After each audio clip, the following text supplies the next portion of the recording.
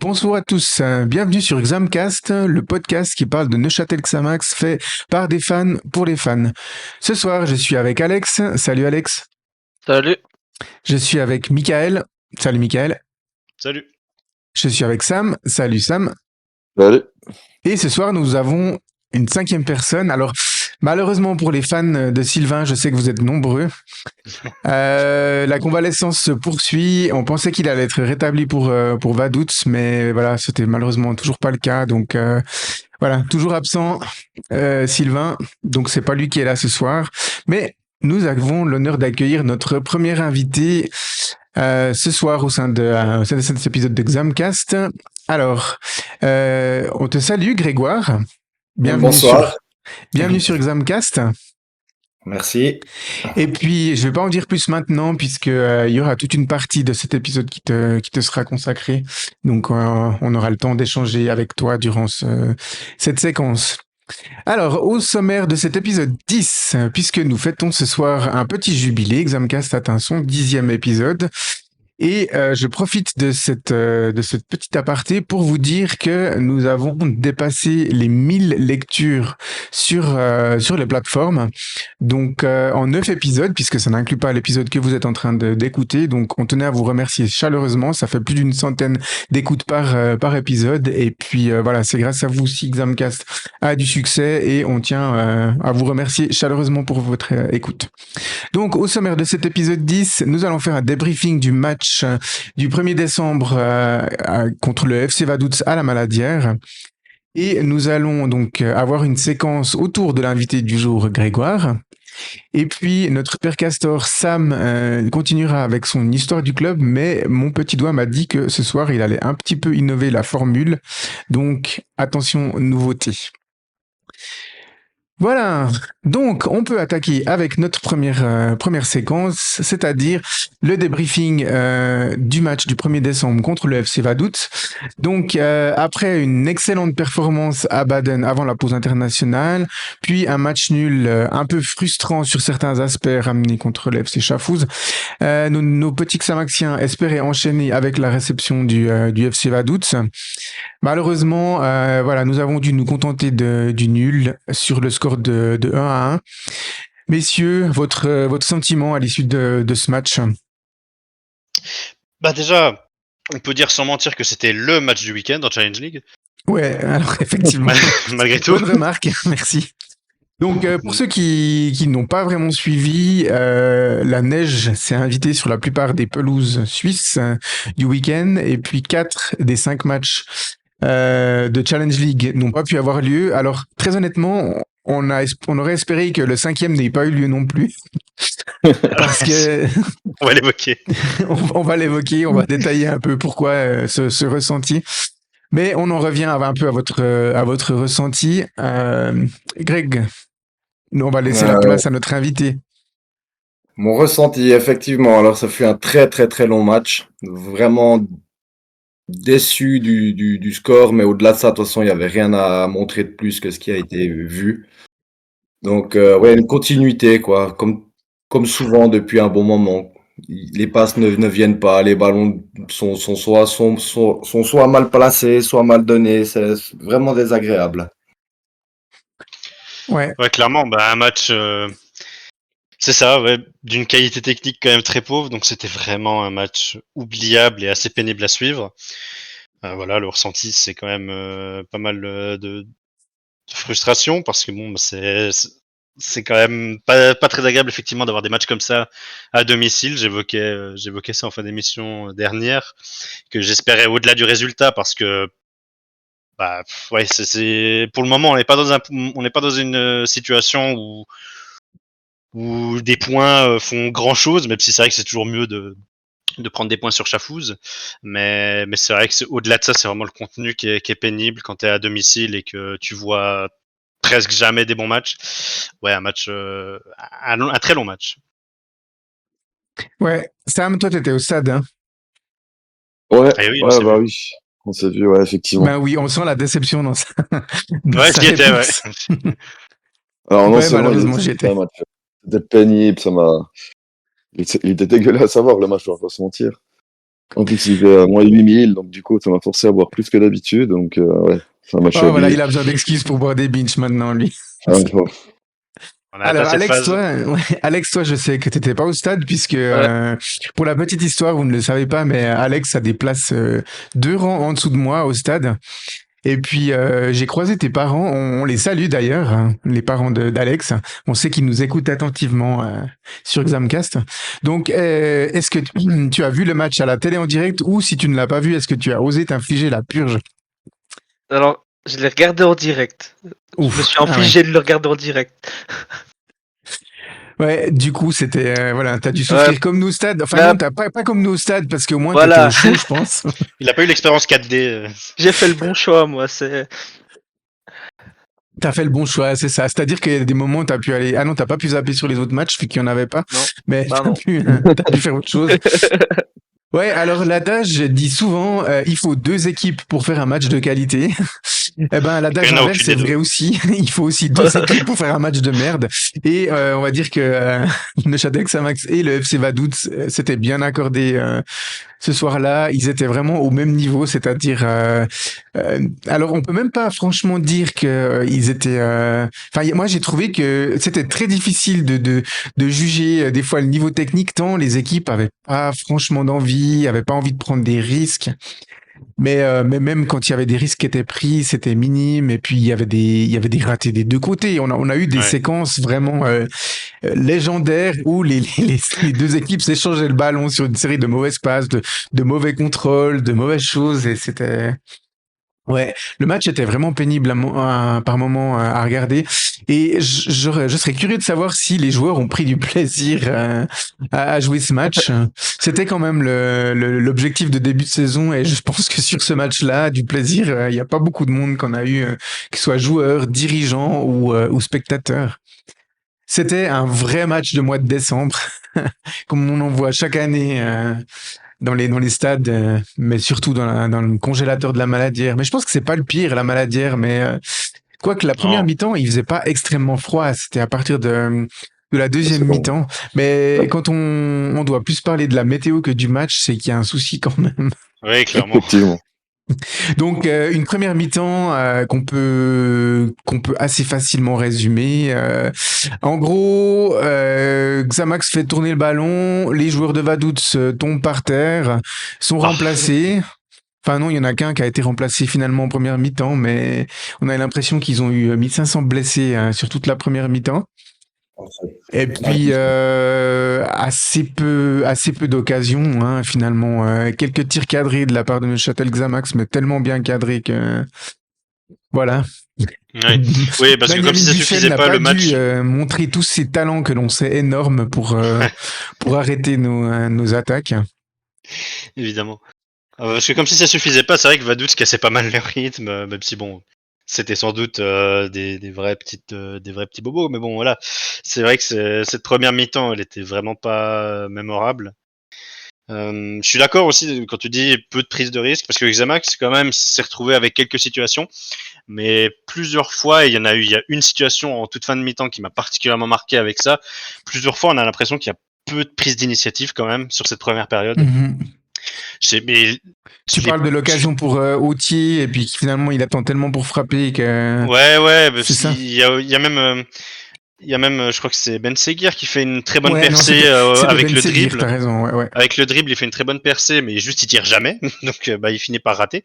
Mais aussi en fin, ça a même rien donné du tout, mais en fin de période, on s'est retrouvé avec une circulation quasiment dans la surface, avec aucune frappe. C'est un truc qui m'avait marqué en toute fin de période, mais bref, c'est ouais peu de prise d'initiative quand même. Ça aide pas, mais surtout la qualité technique qui était très pauvre en première mi-temps. En deuxième aussi, mais il s'est passé un tout petit peu plus de choses. Mais pour déjà évoquer cette première mi-temps, c'est ce que j'ai retenu le plus, ouais. Et les joueurs ont certainement pas pris du plaisir, effectivement, avec les conditions. Il faisait pas, surtout en première mi-temps, pas horriblement froid. Mais je pense aussi que le terrain avait l'air d'être une patinoire, parce que franchement, j'ai vu pas mal de joueurs qui avaient l'air d'être quand même en difficulté sur leurs appuis ou un peu lent sur les appuis. Donc ouais, ça aidait pas et ça a donné quand même un match globalement, mais là pour cette première mi-temps en particulier, ouais, un moment un peu lunaire d'une qualité technique un petit peu atroce quand même. Ouais. Et là, l'arbitre siffle à mi-temps, 0-0. Il se passe quoi dans vos têtes à ce moment-là? Moi, je me suis dit peut-être qu'on va faire un 0-0. Hein. Je le voyais venir. Bon, ça s'est pas passé comme ça parce que des deux côtés, ça a été un peu aussi un peu limité derrière. Mais je m'attendais potentiellement à ce qu'on vive notre premier 0-0 de l'année, enfin de la saison. Mais ça n'a pas été le cas. Mais je voyais vraiment venir le match un peu pourri du début à la fin avec aucun but. Ouais, on avait effectivement l'impression que ça allait être compliqué de créer quelque chose. Et disons que la deuxième mi-temps, elle s'annonçait pas forcément meilleure que la première.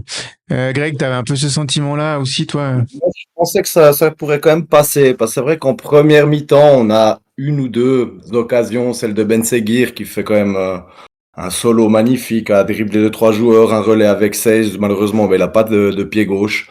Il y a quand même aussi cette tête de Simone Rapp, mal cadré, le gardien il a le temps de plonger, et puis la mauvaise reprise aussi de Fabio Saez qui rebondit juste avant, qui aurait pu peut-être aussi amener quelque chose. Je me suis dit, bon, après, c'est vrai qu'on peut presque aussi s'en prendre aussi, nous deux, en première mi-temps aussi, parce que heureusement que les joueurs de Vaduz sont courts, parce que Atekame et Winkler sont fait passer deux fois devant et le ballon passe devant Guy Varche et tout le monde. Donc c'est vrai que s'il la touche, c'était goal. C'est vrai. J'ai un peu peur. Mm. Je me suis dit que finalement, peut-être qu'en deuxième mi-temps, il y avait moyen de passer l'épaule. J'étais encore positif sur ce mi-temps en me disant que peut-être l'effet de la bière aussi, mais c'est vrai que j'étais positif encore Ah, là. du coup, à la buvette, ils ont dû faire le chiffre de l'année, même si Ouais, il n'y avait pas besoin de faire la file d'attente, hein, il n'y avait pas c'est grand ça. monde, donc c'était ça. C'était plus facile. Ouais, ouais, effectivement, même malgré l'affluence assez basse, on va y revenir, hein. Mais ouais, ils ont dû bien remplir les caisses à l'habitant parce que les gens ont dû se dire bon ben là, soit je vais boire un vin chaud pour me réchauffer, ou alors je m'enfile 2 godets de bière pour rendre la deuxième mi-temps un peu Pour plus oublier. digeste, pour oublier, ou alors pour plus s'amuser. Voilà, pas de changement en tout cas du côté de Neuchâtel à la mi-temps, et puis après ouais, 10-15 minutes un peu de nouveau d'observation. À ce moment-là, on va dire première contre-attaque rondement menée par Vaduz, et paf, ouverture du score. On jouait la 59e si je me trompe pas.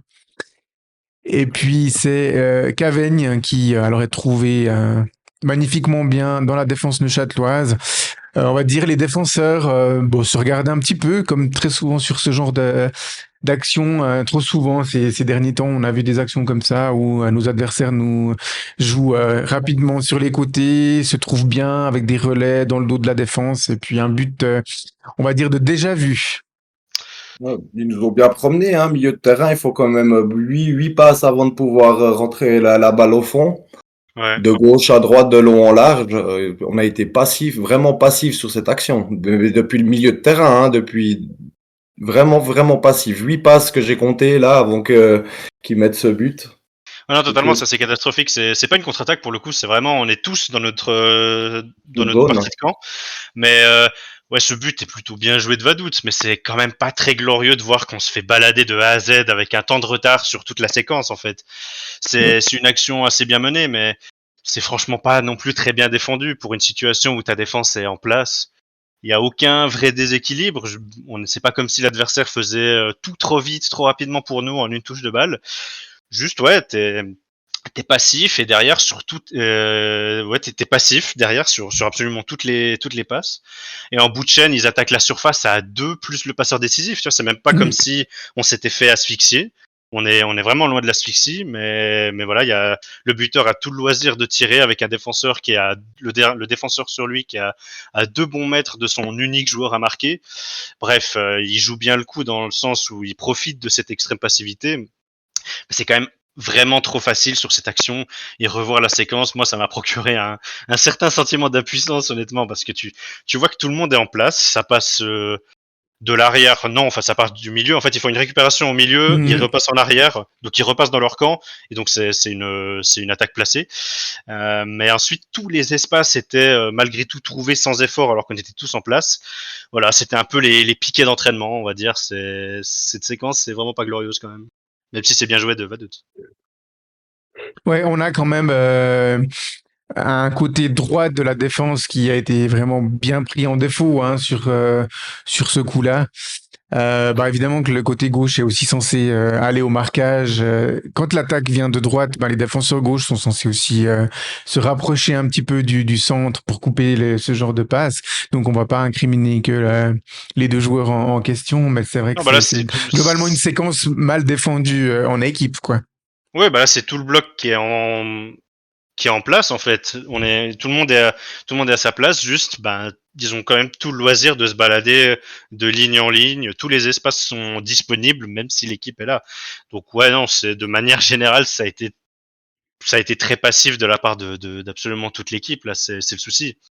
C'est pas, c'est, on voyait déjà sur ces quelques matchs on n'est pas forcément pressé haut. On attendait souvent le milieu de terrain, mais là juste on a émis aucune opposition quoi vraiment. Mhm. Non, c'est clair. Bah, ce but, il a quand même été choisi comme le deuxième plus beau but du week-end en Challenge League. Et oui, pas mal. Hein. Donc, dans sa construction, il était quand même assez remarquable. Mais il n'a pas été élu plus beau but puisque le plus beau but est venu 2 minutes plus tard. Alors, sur ce coup, le FC Vaduz a démontré toutes ses compétences, comme les nôtres d'ailleurs, à tenir un score. Ouais. Pour une fois, c'est venu dans l'autre sens. Là, on a assez ragé après le match contre Ville où on n'a pas su par 2 fois garder un score. Là, ben, c'est Vaduz, ça s'est retourné, enfin, je vais pas dire que c'est retourné contre eux, mais c'est eux qui n'ont pas bien géré un avantage. Fort heureusement, l'équipe a su réagir assez rapidement. C'était un peu la lumière dans ce match. Et puis, parce que moi, après l'ouverture du score, je me suis dit, ça y est, ça va finir en 0-1 pourri, ou alors il y aura le 0-2 qui va venir dans les 3 dernières minutes de jeu. À tout hasard sur une touche qui Ouais. nous rentre pas. Ouais, c'est Par ça, exemple. à tout hasard. Et puis, toute ressemblance avec un match ayant déjà eu lieu est fortuite.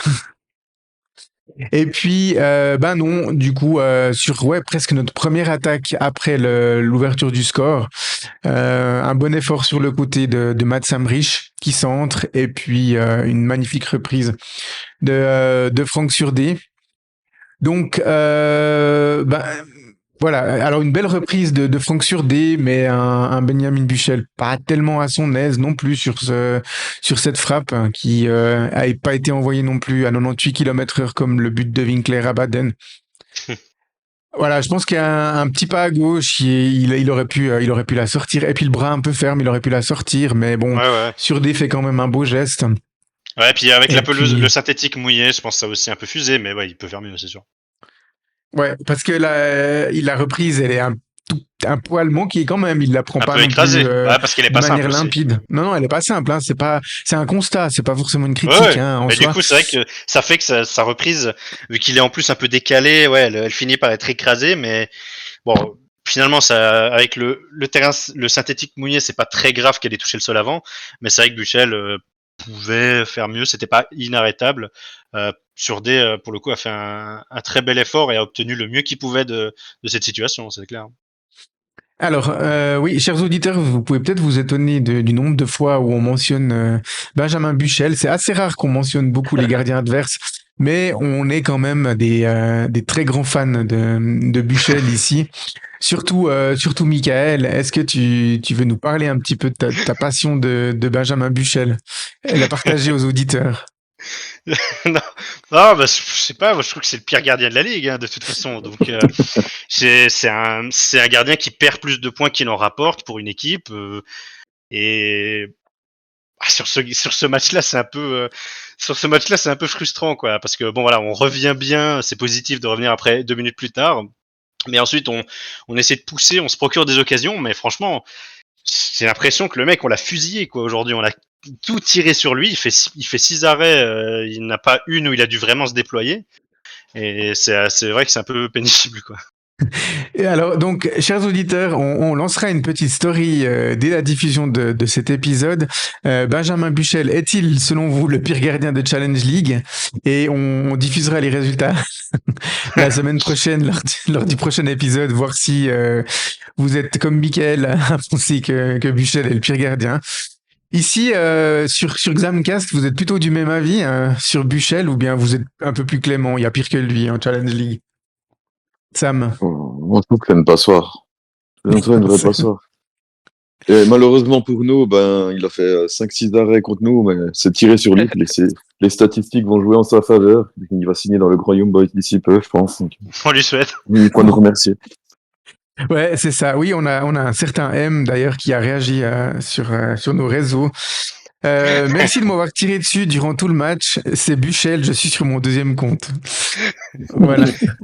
S'il pouvait me rendre mon compte Instagram au passage, ça serait bien.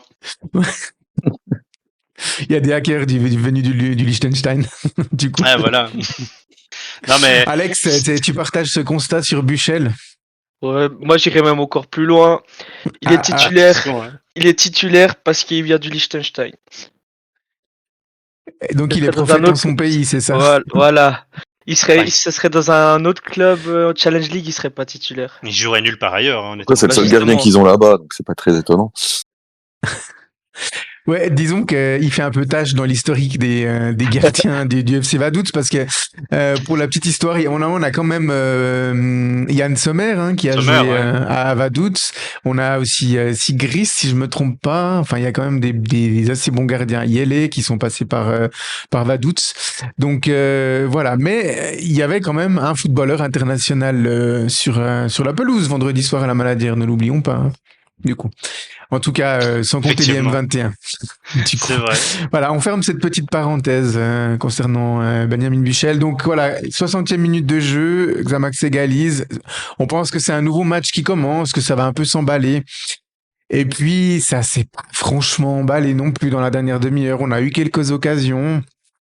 Mais voilà, les dernières minutes, dues à l'expulsion de Franck Surdé ont plutôt été en faveur de Vaduz qui a logiquement poussé dans les arrêts de jeu qui m'ont paru interminables. Ils ont annoncé 4 minutes, mais pour moi, on en a joué minimum 6. J'ai pas lancé le chrono, mais ça a été énormément long, je trouve. Et puis, ouais, comme le disait Forte dans la presse, on est passé plus proche du 1-2 à la fin. Donc au final, on se contente un peu du 1-1. Bon, à la Ce qui est dommage. 85e, excuse-moi, à la 85e, tu peux quand même siffler peut-être une bonne faute sur Abenini qui se fait plaquer au sol par Goyard, là, sur le corner. Ouais. Ouais. Ouais, Mais je suis d'accord. quand on voit les images, c'est vraiment un plaquage à la Chabal, hein. Donc là, tu peux clairement siffler faute, hein. Ouais, non, c'est vrai que celle-là, je suis d'accord. Et puis même, ce qui est dommage quand même d'en arriver à ce constat, parce que oui, on souffre sur la fin, mais c'est quand même frustrant, parce que c'est un match qui est globalement très pauvre, mais on s'est quand même procuré des choses, même si bon, on l'a dit avec l'humour en parlant de Buchel, mais c'est symptomatique du fait qu'on n'a pas été du tout efficace lorsqu'on s'est créé des opportunités, et ça suffit pas, quoi. C'est problématique, parce que depuis Ville, où j'oublie pas qu'on en était même à fustiger notre pauvre production offensive, avant même de parler d'inefficacité. Je trouve qu'on a un peu changé quand même de problème. On a quand même des actions, elles sont pas toujours immenses, hein, je suis d'accord, mais quand même. Et c'est un peu pénible de pas gagner un match comme ça, parce qu'il y avait de quoi. Après, sur la fin, on passe plus proche sur la fin du 1-2 que du 2-1, mais on aurait pu marquer avant. On aurait pu marquer avant. C'est quand même dommage. Ouais. C'est pas des immenses actions, mais on se crée quand même un certain volume d'occasions, même si elles sont pas forcément gigantesques. Et ouais, c'est quand même dommage de toutes mal les utiliser. Non, c'est clair. Et de marquer le but le plus difficile. Ouais, c'est ça. Le constat après Ville, c'était messieurs, cadrez vos frappes. Et puis le constat après ce match, c'est messieurs, cadrez vos frappes, mais pas trop. Cadrez mieux vos frappes. Ouais, c'est ça.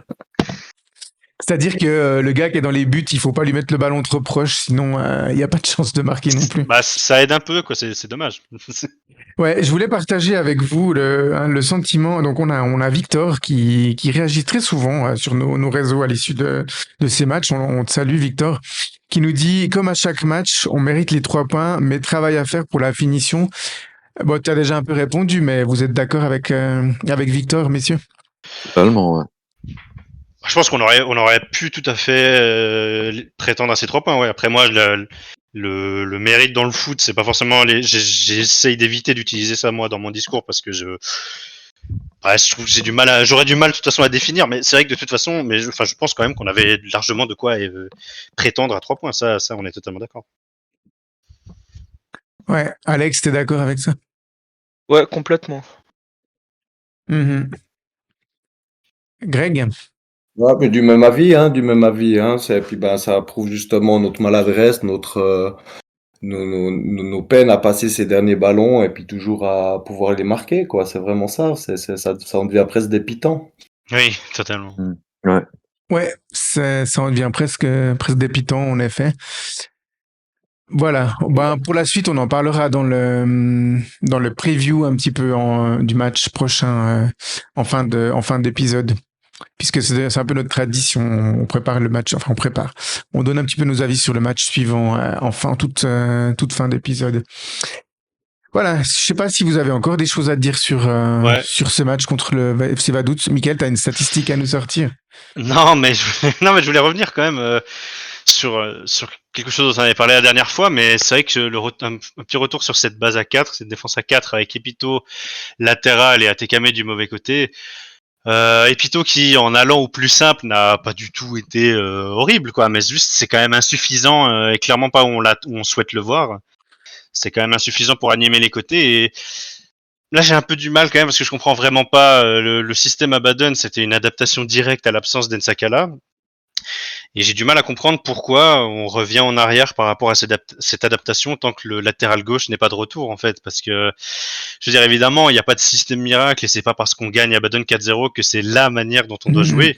Donc on peut parfois se perdre à débattre dans le vide un peu sur quel schéma employer, etc. et préférer être sur une défense à 4, pourquoi pas. Mais juste là, on n'a pas les joueurs juste actuellement avec Nsakala blessé et un Moabeng qui est un peu disponible que pour les amicaux visiblement, même si je le reproche rien. C'est encore une fois, c'est plus la communication qui est floue concernant nos blessés. Je veux bien croire que cet amical où il a joué, c'était qu'une étape dans sa convalescence. Mais bref, ça, c'est un autre sujet. Il y a peu de transparence là-dessus. Mais ouais, tu veux dire un truc là-dessus? Ouais, je veux dire un truc là-dessus. Uli Forte, après le match contre Chafouz, il a été clair, hein. Pour lui, la défense à 3 était la cause principale de nos difficultés en première mi-temps à Chafouz. Et puis, il a essayé de corriger ça directement à la mi-temps en passant à cette défense à 4, en faisant le choix de mettre Johan Epito à droite et de décaler Zakaria Tekame. Il est resté là-dessus. On sent que ça a été un peu bossé dans la semaine quand même parce que alors c'était surtout flagrant du côté de Atekame, je trouve. Il a fait une bonne prestation quand même à Il gauche. arrivait mieux à s'inscrire dans le jeu. Ouais. C'est ça. Il arrivait mieux à s'exprimer dans le jeu offensif quand même que lors de la seconde mi-temps à Chafouz. Et puis on sent que ça a été bossé pendant la semaine. Alors ben voilà, on sent que le pied gauche c'est encore pas son point fort. Mais il a été beaucoup plus présent offensivement qu'il ne l'a été à Chafouz. Pareil pour Johan Epito. Je sens que voilà, il a essayé aussi de faire de son mieux. Je pense qu'il savait depuis l'entraînement le lundi qu'il allait probablement être titularisé dans cette position-là. Donc ça a été bossé. Et puis c'était moins pire, on va dire, du côté de Johan Epito. Il y a quand même eu des séquences où on sent que voilà, ses qualités sont pas du tout exploitées en tant que latéral. On se met en danger. Dès que les passes vont derrière lui, dans le dos, le coup de rein pour rattraper l'adversaire, c'était compliqué. Et puis dans la construction offensive, bah, il a pas le coup de rein que peut avoir un Atekame ou un Nsakala de l'autre côté quand ils sont là, ou même un Moabeng, quoi. Donc ça reste un système de bricolage, mais je crois que l'intention de Forte, c'était vraiment de rassurer l'équipe. L'équipe, visiblement, se sent plus à l'aise dans une défense à 4 que dans une défense à 3 avec 2 pistons sur les côtés. Donc, voilà, c'est les choix du coach. Il les assume, mais pour l'instant, on n'a pas les joueurs pour avoir un système comme ça performant, c'est clair. Ah oui, c'est... Pour le moment, on n'a pas vraiment l'effectif pour revenir à nos bases. En fait, c'est plus ça qui me dérange parce que lorsqu'on s'est adapté, c'est pour l'absence d'Ensakala. Ça montre aussi l'importance d'un joueur comme ça, puisque tu t'adaptes entièrement pour une absence, ce qui est logique. Mais du coup, on n'est pas non plus on n'est pas dans ce moment où on peut vraiment revenir aux bases et où on mettra, évidemment, quand il revient, on le met dans les meilleures dispositions à son retour, c'est-à-dire latéral gauche, il n'y a aucun souci. C'est vrai que j'ai un peu de mal parce que Epito, c'est même pas le critiquer que de dire que je trouve que c'est insuffisant parce que c'est pas de sa faute. Mais quand même, j'ai du mal parce que je trouve que c'est tout autant du bricolage en fait. Après, bien sûr, et que les latéraux sont dans des conditions quand même sous-optimales. Après, bien sûr que l'équipe peut-être se sent mieux comme ça, mais j'ai quand même un peu du mal. Bien sûr, après, il faut toujours être mesuré, prendre du recul si on veut éviter la pure discussion de comptoir quand on parle de système, parce que ça reste toujours, ça reste toujours pas, c'est pas toujours le plus important. Mais ouais, je me demande quand même parce qu'actuellement on n'a pas les forces en présence pour faire ça, et je trouve que c'est quand même vraiment sous-optimal ce qu'on réalise Ouais. avec notamment dans l'occupation des couloirs du coup. C'est ça, on a actuellement 5 latéraux sous contrat avec la première équipe et puis on en a que un de valide. Donc on a Fabrice Nsakala qui est en proie à des petits soucis et puis Uli Forte a été clair sur le fait qu'on n'allait pas prendre de risques. Donc moi je m'attends à ce qu'il soit encore ménagé Ah oui, je pense. Ouais. les 2 derniers matchs avant la trêve. On va pas prendre Et de c'est plus risques avec sage lui. d'ailleurs. C'est clair. Plutôt à son âge, éviter une grave blessure qui est quand même rédhibitoire. On a un Franck Amoabeng sur le retour, mais on sait pas trop quoi, comment. Effectivement, là, il était même pas sur la feuille de match, donc c'est quand même étonnant. Enfin non, pour nous, c'est étonnant, mais s'il est pas sur la feuille de match, ça veut dire qu'il était pas prêt à jouer même quelques minutes. Donc pareil, on prend aucun risque. On a un Ashvin Balarouban qui va pas rejouer avant le début de la saison prochaine, enfin du troisième tour, ça semble assez évident. Le club ne communique plus. Et puis on a également une petite pensée pour Adam Ouattara, Ouattara, ouais. qui voilà s'est fait réopérer cette semaine et qui repart pour de longs mois d'absence. Alors on ne sait pas si il va nous écouter, Adam Ouattara, mais si c'est le cas, ben voilà, on le salue et on lui envoie plein de force et de courage, un prompt rétablissement, et puis on espère qu'il nous reviendra quand même pour disputer quelques matchs de cette saison 2023-2024. Et puis du coup, on a Zachary Atekame. Alors pour le coup, lui, il est en pleine forme depuis le début de la saison. Et on prie pour que ça dure et que son physique tienne aussi, parce que ben voilà, bon, il est jeune, mais il est pas aussi à l'abri tout d'un coup d'une blessure, de fatigue ou autre, parce il est vraiment très très employé depuis le début de la saison. On aurait pu s'attendre avec du tournus si il y avait un deuxième latéral droite, hein, c'est clair, dans l'effectif. Et puis il se cache pas sur un terrain, hein. Il donne, hein, il court beaucoup, il se cache vraiment pas ce joueur à Tekame, hein. C'est Ouais, qu'on ouais. a Non, toujours c'est pas- clair. Moi, je vous avoue qu'à chaque rassemblement de la Nati M21, j'ai prié pour qu'il ne lui arrive rien, parce que quand on voit le nombre de joueurs qui se blessent pendant les pauses internationales, il y en a eu quelques-uns hein, dans les sélections quand même ces derniers temps, entre la sélection A et puis les M21. Donc voilà, on priait. Et puis on va encore prier puisqu'il reste que 2 matchs. Donc on a besoin actuellement d'un Zachary Ateka, mais sans lui, la situation serait encore plus compliquée. Je sais même pas Et comment Uli Forte alignerait les côtés de la défense. on va voir ce qu'il va faire déjà, parce qu'on a pas mal d'absents, on a de nouveaux absents pour Oui, on en Benazon avec les parlera 2 sur suspendus. ouais, c'est ça, on en parlera sur le prochain match, en discutant du prochain match, mais ouais, ça s'annonce un petit peu tendu.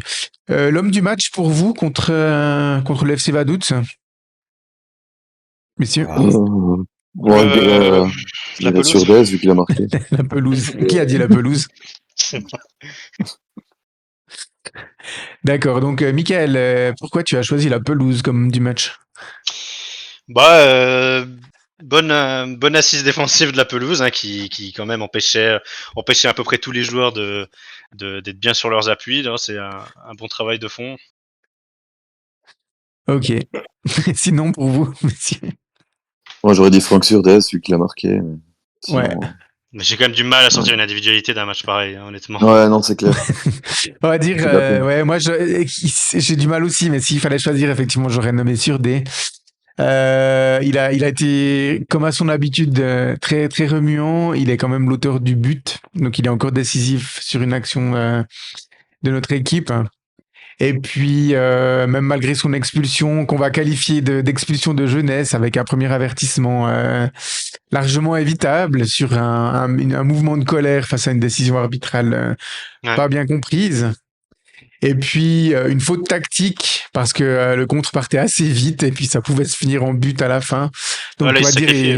Ouais. ouais, il s'est sacrifié pour l'équipe. Bah, il savait à ce moment-là Ce serait le deuxième. Ouais. que ce serait le deuxième. Moi, je l'avais oublié, son premier carton jaune. Quand j'ai vu sortir le rouge, j'étais là, ah, putain, il avait pris jaune sur D. Ah oui, bah oui, il avait pris jaune sur ce mouvement d'humeur. Donc voilà, mais effectivement, c'est assez compliqué. C'est assez compliqué d'élire un homme du match sur une performance comme ça. Voilà.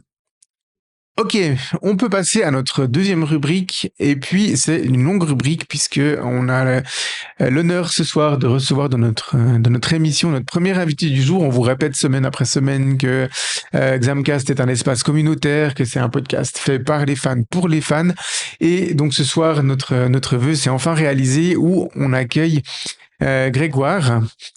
Donc Grégoire, tu es supporter depuis l'âge de 6 ans. Ouais. Du club. Tu aimes le club de ta ville natale, tu es né à Neuchâtel et tu es tombé amoureux de ce maillot emblématique avec ses rayures rouges et noires. Tu as grandi dans l'ancien stade de la Maladière avec son ambiance si particulière. Et puis, ta passion t'a amené à devenir le président de l'amicale de la D15. Donc, avant que tu nous présentes ton activité au sein de l'amicale de la D15, on aimerait que tu te prêtes au même jeu que nous, les animateurs, on s'est prêté dans notre première participation, c'est-à-dire de nous expliquer un petit peu comment tu en es arrivé à être supporter de Neuchâtel Xamax. Ah, comment? Alors, c'est ma maman qui m'a amené la première fois à un match le 30 août 1986. J'avais gravé cette date quelque part contre Young Boys qu'on avait fait. J'avais vu mon premier penalty tiré par Hans Hermann. C'était juste incroyable. Et puis, j'étais tombé, comment, pas dire amoureux, c'est quand même un bien grand mot, mais en admirance devant Ouais, parce que Joël ta femme, Cormain. elle va pas trop apprécier, hein, si tu Ouais, dis ça. exactement, exactement. Quoique, après l'orgasme contre Servette, tout est faisable, tout est disable. Mais j'étais tombé grand fan de Joël Cormain-Boeuf, qui m'avait vraiment donné l'envie de devenir gardien. Mhm. Donc, c'est vraiment, et puis, bah, voilà, après quelques années, ma maman, elle avait le restaurant Le Derby juste à côté de l'église rouge. Oh oui, je me Donc, rappelle. voilà. Et vraiment, maintenant, c'est un sushi actuellement. Et puis, j'adorais y traîner les jours de match parce que c'était une époque où encore les supporters adverses pouvaient venir dans les bars et puis passer des moments ensemble et puis sans qu'il y ait vraiment d'histoire. Il y avait vraiment cette ambiance d'avant-match qui était toujours particulière et qui m'attirait énormément. Mais c'est vraiment quand 1989-90 où ben, j'avais 9-10 ans, je pouvais aller au match plus facilement tout seul. J'allais toujours côté des pelouses. Donc, parce que c'était gratuit T'es pour allé au les match jeunes. tout seul. Pardon? T'es allé au match tout seul à l'âge de 9 ans. J'allais au match tout seul ou avec des copains, exactement, vu Ah que là de toute là, façon, le bistrot était juste à côté. aujourd'hui, t'envoies ton gamin de 9 ans tout seul au stade, t'as le service des mineurs qui est directement derrière toi, hein. Ouais, mais c'est clair, mais ouais, c'était vraiment une autre époque, hein. Et puis j'étais avec le cop, j'adorais chanter quelques petites chansons avec Xamax. Quand il remettait aussi la petite mascotte dans les buts, je trouvais ça toujours drôle. C'était Oui, c'est juste. vraiment sympathique, quoi, la petite mascotte, le nounours et tout ça. Mais c'est vraiment à partir des années 89-90 que j'allais vraiment au match, mais toujours côté pelouse, quoi. Côté pelouse. Après, t'attendais un quart d'heure de la deuxième mi-temps, le stade s'ouvrait à tous, tout le monde. Tu vois, les Mhm. premières tribunes sud, au pesage, c'était suivant le temps, tu faisais ça en fonction du temps, quoi. C'est tellement révolu cette époque maintenant, c'est clair. Complètement, complètement. On sortait à la mi-temps parce qu'il y avait les saucisses, les frites qui se servaient côté patinoire quand on était justement aux pelouses. On revenait au match. C'était vraiment une autre ambiance, toute particulière à la Maladière, quoi. Toute Mm. particulière à la Maladière. Ouais, une ambiance que les plus jeunes d'entre nous n'ont pas connue malheureusement de l'ancienne Maladière. On aura l'occasion de développer une séquence un jour entièrement autour de l'ancienne Maladière et puis de cette ambiance toute particulière. Moi, effectivement, j'aime beaucoup le nouveau stade, mais je garde quand même un souvenir tout particulier de l'ancienne Maladière. C'était en même temps la même chose, mais en même temps différent en Totalement. termes d'architecture et d'ambiance. Ouais. Mm. Un peu nostalgique aussi parfois de cette ancienne pelouse. Ah oui, Ouais. complètement, avec le totomate, l'écran qui nous disait d'applaudir, avec les mains qui se tapaient l'une contre l'autre, les olé C'est olé, juste. c'était vraiment une ambiance particulière. Les joueurs rentraient par le milieu du terrain, ça aussi, je trouve que ça fait beaucoup. C'est clair. C'était c'était vraiment une autre ambiance et puis ben beaucoup moins de soucis. C'était vraiment agréable, quoi. C'était vraiment pour moi agréable, quoi, d'aller à cet ancien stade, quoi. Et du coup, depuis cette fameuse saison 89-90, tu as suivi le club sans discontinuer. Ouais, alors vraiment, j'ai eu une petite période où je suis parti travailler à l'étranger. Il y avait encore un petit peu moins Internet, alors c'était un peu plus compliqué de les suivre, mais je téléphonais Mhm. régulièrement à Neuchâtel pour avoir les résultats. C'était toujours dans mes pensées, quoi. C'était toujours dans mes pensées. C'est comme, T'appelais, je sais pas si tu te souviens, il y avait un numéro qu'on pouvait appeler pour avoir les résultats sportifs. Alors toi, t'appelais ta famille, hein, j'imagine, ouais, mais il y avait exactement, un ouais. numéro, je me souviens plus lequel, il faudrait que je regarde, où on appelait et on recevait. C'était le télétexte par téléphone en fait. On recevait les résultats, c'était assez incroyable. Je C'est me clair. souviens. Je me souviens Ouais, plus du ouais, et puis numéro. comme j'adorais aussi aller à l'époque chez Muller Sport, là, c'était un magasin de sport sous les arcades. C'était lui qui Ouais. fournissait en équipement Xamax et il avait les photos de tous les joueurs alignés sur son mur avec les signatures. J'espérais toujours, je traînais toujours dans ce magasin en espérant y croiser un joueur, Perez, Souter, des joueurs comme ça, quoi. Non, Ouais. c'était Alors pour les plus vraiment- jeunes d'entre nous, ce magasin, il se trouvait tout proche du cinéma des Arcades actuellement à Neuchâtel. Et puis c'était l'équipementier officiel et puis pratiquement enfin tous les juniors du club qui se respectaient. Donc toi, tu as été comme moi junior du club, Grégoire, ou tu as joué Ah, ailleurs qu'à j'ai eu Xamax? une petite carrière de junior à Xamax. Vraiment petite carrière. Après, j'ai même pu rejouer au foot pendant très très longtemps. Je me suis mis à un autre sport. La bière, Et, bien. pardon? Non, non, non, non, non, non, non, non, non, non. Je faisais du hockey sur terre, donc rien à voir. Ouais, je Et pense qu'on est puis, beaucoup, on est beaucoup à avoir arrêté le foot pour se mettre à une carrière dans la bière, hein. ouais, Mais voilà. voilà, les ligaments. Puis, non, non, puis c'est plus tard que j'ai recommencé le foot à Serrières, puis j'ai fini à Peseux Comet. Ok. Donc, Ah ouais, donc t'as eu quand même une carrière un peu plus longue que moi, en tout cas. Je sais pas les autres, mais voilà. Du coup, est-ce que tu as comme ça un ou deux souvenirs particulièrement marquants qui te reviennent en tête tout de ouais, suite? alors, tout de suite, là, tout de suite, ben, c'est clair que j'ai mon premier match de Coupe d'Europe que j'étais allé voir. Me demande pas comment ça se fait, mais on était au Portugal, on était allé voir Estrela Amadora à Neuchâtel Xamax en septembre 90. Ouais, Donc c'était de la coupe là, UEFA, hein, si je me trompe pas. exactement, exactement. Et puis bah, le plus Ouais. beau souvenir, c'est du fait d'avoir repris l'avion pour le retour. Je me suis retrouvé avec les joueurs de Xamax. J'avais Philippe Perret à côté de moi pendant tout le voyage. Donc le fan que j'étais était super content, a pu échanger ce qu'il pouvait Ah, échanger. J'ai pu avoir t'as des saoulé interviews. Philippe Perret. Lui, il voulait être tranquille, il voulait dormir, et puis toi, tu l'as saoulé tout le voyage retour. Ou bien- Non, ça va, je crois à mes souvenirs, il était aussi assez communicatif, donc il était vraiment, Ok. il faisait aussi, donc il était aussi assez surpris qu'un gamin comme moi était là-bas. Moi, j'étais pas tout seul, hein, j'étais avec mes parents, bien sûr, Ouais, naturellement. Et puis, il t'envoyait à la Maladière tout seul, mais il t'envoyait pas au Portugal tout Pas au seul quand non, Portugal tout même. non, seul. non, non, non, non, non. J'ai aussi, ben, ce match contre le Real Madrid avec nos Égyptiens, avec Oui, ces tribunes nos trois blindées. Égyptiens, les jumeaux. Hmm. Exactement, et puis bah, coller contre les pelouses, contre les grillages des pelouses, tellement qu'il y avait de monde, c'était juste impossible de se déplacer, de bouger. Et puis à la mi-temps, bah, j'ai pas pu partir du stade quoi qu'il advenait. Et quand le but il a scandé, quand ce magnifique coup franc a été tiré, Mhm. j'ai cru que je passerais à travers le grillage.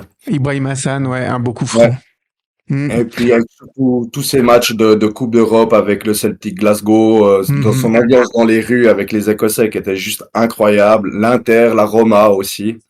C'était vraiment des choses, des matchs fous, quoi. L'Inter, on montait à Chaumont pour aller à l'hôtel pour essayer d'avoir des autographes de Ronaldo, surtout à l'époque, R9. Mhm.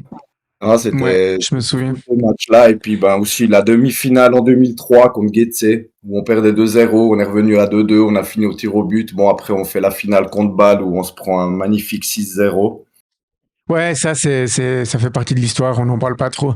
Mais c'est vrai que Ah cette ouais. demi-finale, elle était marquante aussi, ouais. C'était un grand Ouais. souvenir. En plus, c'était à la Maladière. Ouais. Donc, ouais, parce que des demi-finales, on n'a pas souvent joué à la Maladière, hein, de tête comme ça.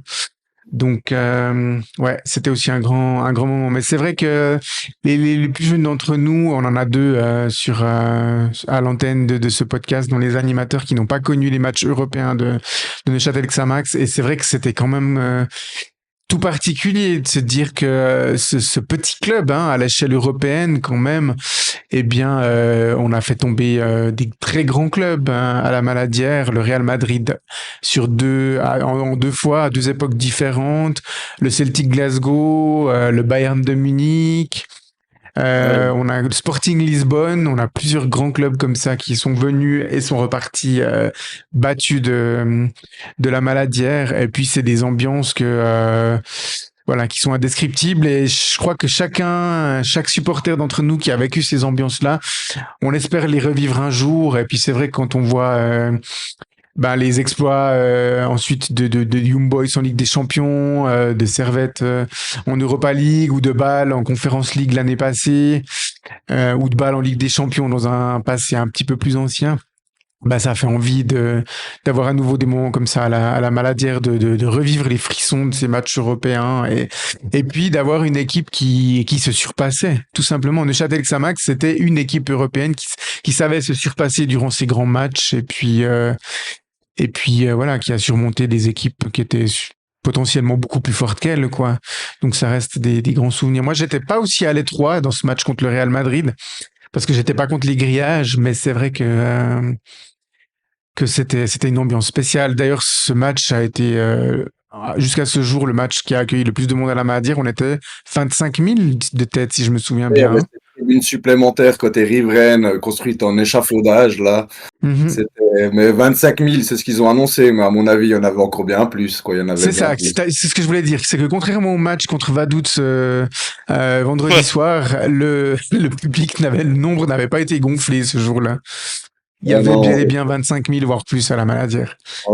C'est clair.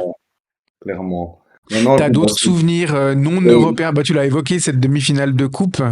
Dans un passé un peu plus récent, t'as d'autres souvenirs? Il me semble que t'es devenu un peu une petite célébrité sur Canal Alpha, non? Ouais, effectivement, c'est l'année la montée là où le petit interview avec Thierry Siegfried là qui on s'est retrouvés, puis j'ai réussi à sortir que j'avais vécu un des plus beaux orgasmes de ma vie après ce match. Ouais, effectivement, ça m'a sourire un bon moment de personnes. Ça m'a traîné un bon moment dans cette histoire de Castel. À chaque fois qu'il me croise, il en rigole encore. Donc effectivement, oui. Ouais, effectivement, moi j'avais beaucoup ri aussi quand j'avais entendu ça. Je me suis dit, lui, s'il est marié, sa femme, elle a pas dû apprécier, je pense. D'ailleurs, quand le film est passé au cinéma, ils m'ont interviewé, puis ils m'ont demandé, t'es toujours avec ta femme? Elle était là avec moi. Elle fait, oui, la courageuse. Moi, elle savait en me mariant, hein. Elle savait comme mariant. C'est ça. Du coup, s'il y a besoin d'un petit coup de motivation, elle te met le match de retour contre Arrow et puis c'est bon. Du coup, t'es motivé. À peu près, ouais, exactement, quoi. Non. Mais elle savait comme Marion qu'elle se passerait qu'en deuxième, hein, de toute façon. Donc, le planning se fait toujours en fonction des matchs. T'as écrit ça sur tes vœux au mariage ou bien? Pardon? T'as écrit ça sur tes vœux de mariage? Chérie, tu passes en deuxième. Elle se connaît la passion que j'ai vraiment pour ce club et puis que je fais vraiment mon calendrier en fonction des matchs. Ouais, on est beaucoup à être comme ça, hein. On essaye de faire le calendrier en fonction des matchs, mais on n'y arrive pas toujours. Ouais. Mais dans les souvenirs, j'ai encore plein de souvenirs qui me reviennent à la tête, avec des joueurs comme un Laios Detari. Je me souviendrai toujours d'une frappe monstrueuse qu'il avait fait sur la transversale. Je pense qu'une semaine après, cette transversale, elle vibrait encore. Des joueurs qui m'ont fait vibrer, comme José Zemaria aussi, que j'ai adoré, Adriano, Moldovan, Bonvin, c'était vraiment... Zemaria, moi je l'ai eu à l'école de foot. Ça, c'était aussi une autre époque. Quand on faisait l'école de foot avec Xamax, c'était le mercredi après-midi. Et puis on avait toujours un joueur de la première équipe qui venait, avec qui on pouvait échanger. Et dans la période où moi j'étais, c'était José Zemaria qui est venu. Et puis... ça m'avait frappé à quel point il était gentil, accessible, bienveillant envers les enfants. Et puis on a l'impression que voilà, il faisait pas ça pour le prestige ou autre, mais que vraiment il avait du plaisir à être là avec les jeunes. Et puis c'était un joueur que personnellement j'appréciais déjà beaucoup avant, mais je l'avais encore plus apprécié après ça. C'était il m'a beaucoup marqué, Zemaria. Moi aussi. Laios Detari aussi. Alors c'est clair que lui c'était un joueur clinquant, hein, c'était vraiment une superstar d'Etari à l'époque, un des très grands joueurs du championnat suisse. Et puis on aura l'occasion peut-être un jour de faire le classement des meilleurs joueurs étrangers ayant évolué à Neuchâtel Xamax, mais je pense que Detari va figurer très haut dans ce classement. Je pense. Pourtant, il a, je crois, une trentaine de matchs avec nous, hein. Il n'en a pas énorme, mais il a vraiment marqué les esprits, hein, comme des Walter Fernandez aussi, qui était qui était aussi un joueur exceptionnel. Mhm. Très Vraiment sympa aussi, très Fernandez, ouais. sympa, exactement. Juste aussi Trifon Ivanov qui était une sacrée gueule Mhm. aussi. Des fois en sortie de boîte de nuit, tu le croisais, on partait en courant parce que tu savais pas s'il allait nous en retourner une ou pas, quoi. Un sacré Ouais. spécimen avec ses Santiago, je me rappellerai toujours. Ouais, paix à son âme, Trifon Ouais. Ivanov, il nous a quittés il y a déjà quelques années de ça, hein. Mais ouais, c'était un joueur extrêmement marquant aussi à Neuchâtel. Il n'est pas resté non plus très longtemps, mais c'était un patron de la défense, mais c'était un patron dans les bistrots aussi, quoi. Il y avait C'était, Zamba qui était pas mal aussi pour ça. ouais, Sébastien Zamba, c'est vrai que c'était le transfert que personne n'attendait en fait, parce que Sébastien Zamba, le Valaisan qui avait joué au FC Sion, et puis personne ne s'attendait à ce qu'il débarque un jour. Bah, c'est un peu comme Alexandre Ray aussi, personne ne s'attendait à ce que il évolue un jour à Xamax, qui était quand même un des clubs rivaux. Et puis j'étais un peu sceptique quand il est arrivé chez nous, et au final j'ai adoré ce joueur, Ouais, vraiment. très C'était combatif. pas. Ouais, ouais, c'était un joueur hyper combatif et puis très complémentaire avec un Philippe Perret au milieu du terrain. Enfin, ça faisait ils formaient une bonne doublette les deux. Je l'ai beaucoup apprécié, quoi. Ouais. Non, non, c'est une autre Ok. époque. C'est ça. Et puis, du coup, ben, avec ta passion du club, tu en es arrivé à fonder l'amicale de la D15 et tu en es aujourd'hui le président. Alors, est-ce que tu peux présenter à nous, animateurs, et puis à tous nos auditeurs, qu'est-ce que c'est l'amicale de la D15? Alors, l'Amicale des 15, c'est vraiment à la base surtout une bande de potes, quoi. C'est un petit peu construit par 3-4 membres au départ, avec autant des passionnés que moi, que j'ai aussi les deux principaux que j'ai fait connaissance lors de mon apprentissage, qui ont aussi un peu les mêmes histoires, mais on les vivait chacun séparément et le travail nous a réunis, qui a fait que on allait régulièrement au match ensemble, du coup. C'était vraiment déjà dans l'ancienne Maladière. Et puis, ils ont détruit cette maladière. J'ai changé d'entreprise. Quand j'ai appris qui avait le mandat pour construire la nouvelle maladière, moi je suis électricien, j'ai démissionné pour pouvoir travailler dans l'entreprise qui construit cette nouvelle maladière. Donc, c'était vraiment mon objectif. Et quand les gradins sont installés, que les sièges étaient posés, les gens partaient du travail, le chantier était fermé. J'appelais mes copains justement, on faisait le tour du stade pour savoir où on allait s'asseoir, choisir nos places et tout. On s'est retrouvé au secteur D4 au tout départ, au rang 15, place 15. Et on s'est retrouvé, puis ensuite on a amené nos copains du foot, qui eux aussi étaient aussi des passionnés de Xamax, mais aussi chacun de leur côté.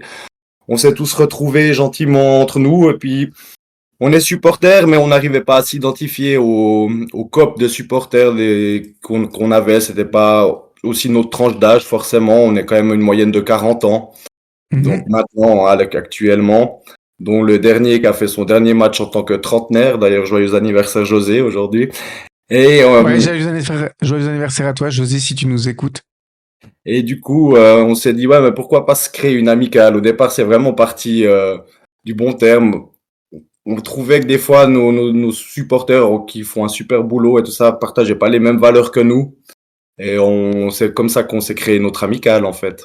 Exactement. On a notre secrétaire qui nous a tout mis en place, les statuts. On s'est présenté à Neuchâtel Xamax. On s'est présenté aux supporters aussi pour pas qu'il y ait aucune ambiguïté. Et puis, depuis là, l'amicale s'est construite. Maintenant, actuellement, on est à peu près une vingtaine de membres. On a aussi tous les enfants qui sont avec. On existe depuis le 10 février 2019. Ok, Et vous êtes puis, encore assez jeune sur. ouais, ouais, on va fêter nos 5 ans, exactement, exactement. On a officialisé ça le 10 février 2019. Ok, donc vous êtes à l'aube de vos 5 ans, effectivement. Exactement, exactement, ouais, ouais, ouais. Et puis, en quoi consistent vos activités? Puisque vous Ah, êtes donc une association officielle, hein, vous avez donc des membres, des statuts, des exactement, on a des cotisations. membres, on a un secrétaire, on a un caissier, on a 3 géos parce qu'on fait beaucoup d'activités, des gentils organisateurs. Et on fonctionne avec un système de cotisation qui nous permet la cotisation finalement nous permet de payer notre abonnement pour la saison suivante, nos diverses sorties.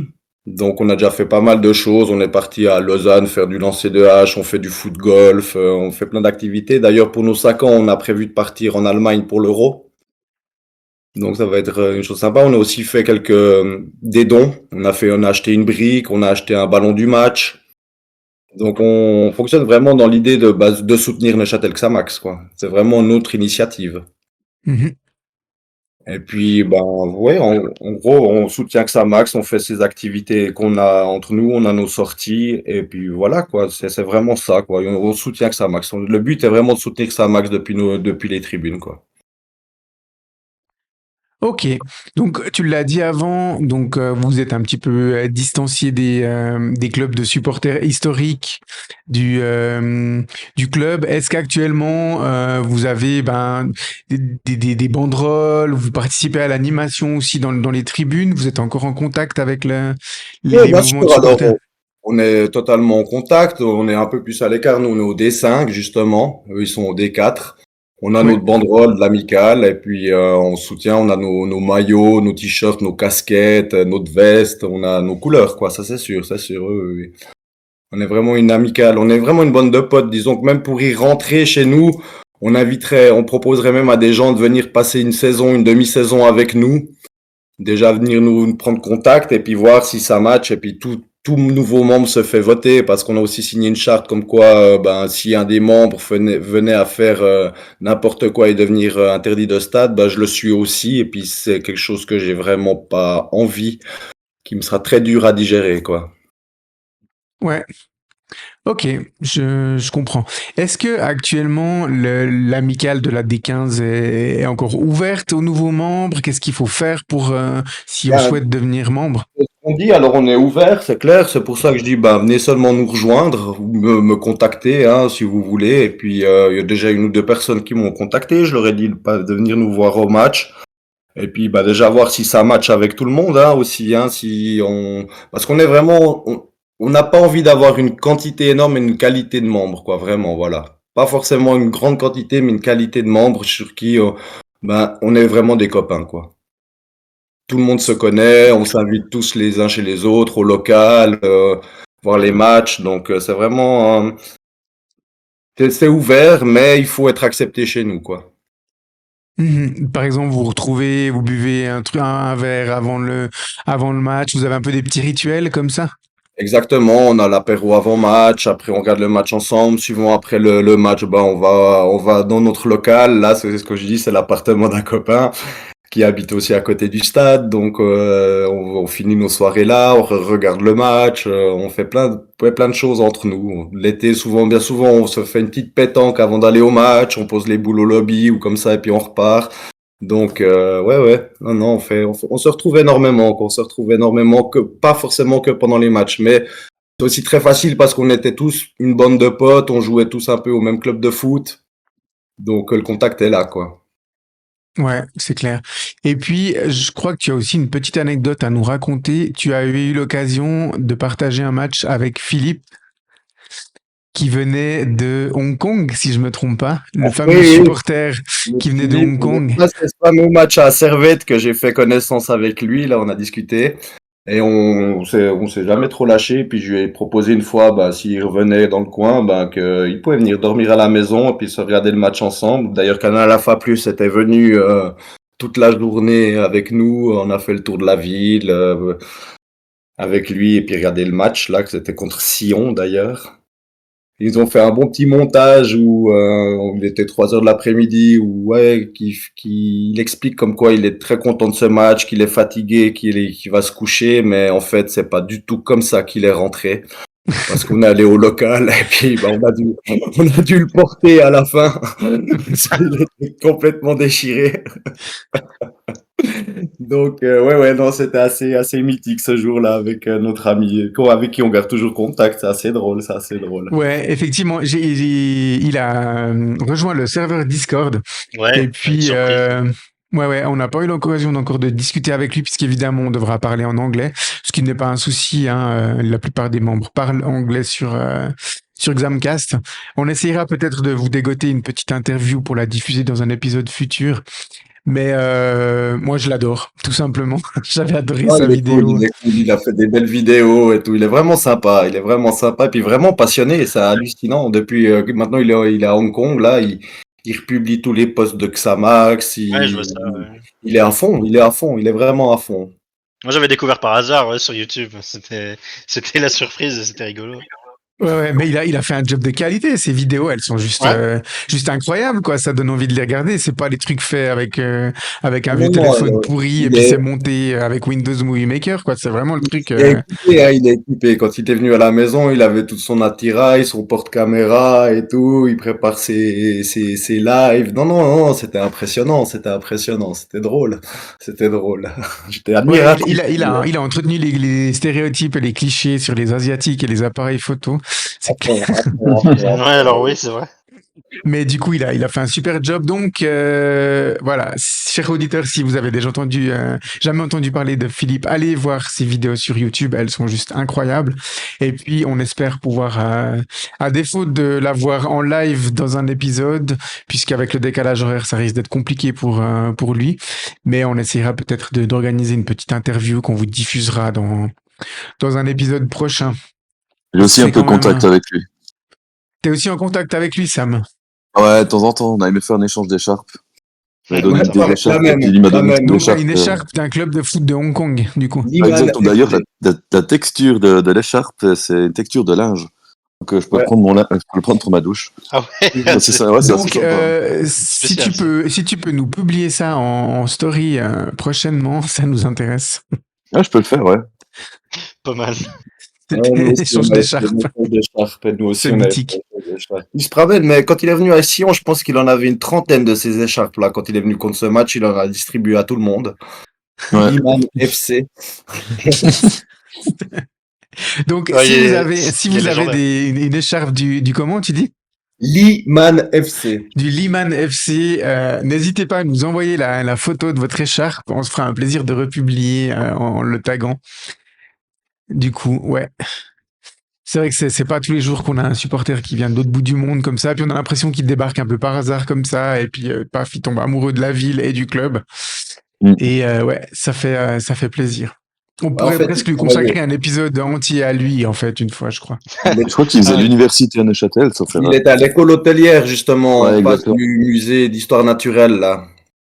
Ouais, C'est c'est à ça, il partir de là était. que sa passion est venue. Ouais, ouais, puis il a passé un temps à Neuchâtel à étudier, effectivement. Mhm. Et puis, comme tous les étudiants, il avait du temps libre, donc du coup, il allait. On va voir du foot. Voilà, c'est ça, il pouvait aller voir du foot, du coup. Et puis, il est tombé dans une période où, ouais, on jouait plutôt bien, hein, aussi en l'occurrence. Donc, voilà. Il avait vu des matchs plaisants à Neuchâtel. Il aurait pu moins bien tomber, c'est vrai. C'est ça, il aurait pu moins bien tomber au hasard le 1er décembre Il aurait- 2023. Il aurait pu aller regarder un Xamax Vaduz là et dire mais qu'est-ce que c'est que ce truc. Qu'est-ce que je suis venu faire ici? Déjà, sa vidéo, elle aurait duré 5 minutes en montrant les images du match. Ça aurait été les highlights magnifiques de la SFL où sur 2 minutes de highlights, il y a 1 minute l'équipe qui rentre sur le terrain. Il y a l'échauffement. Il y a l'échauffement, ouais. Ils sont très forts pour ça.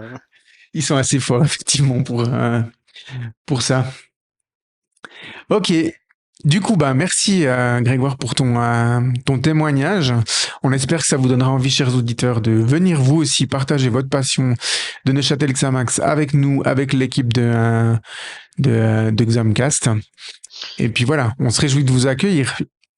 Ouais, Ouais, puisque c'est l'occasion de discuter autour d'un sujet. C'est très intéressant. Franchement, c'était très cool à écouter. Et franchement, si d'autres gens sont intéressés par ça, c'est avec plaisir.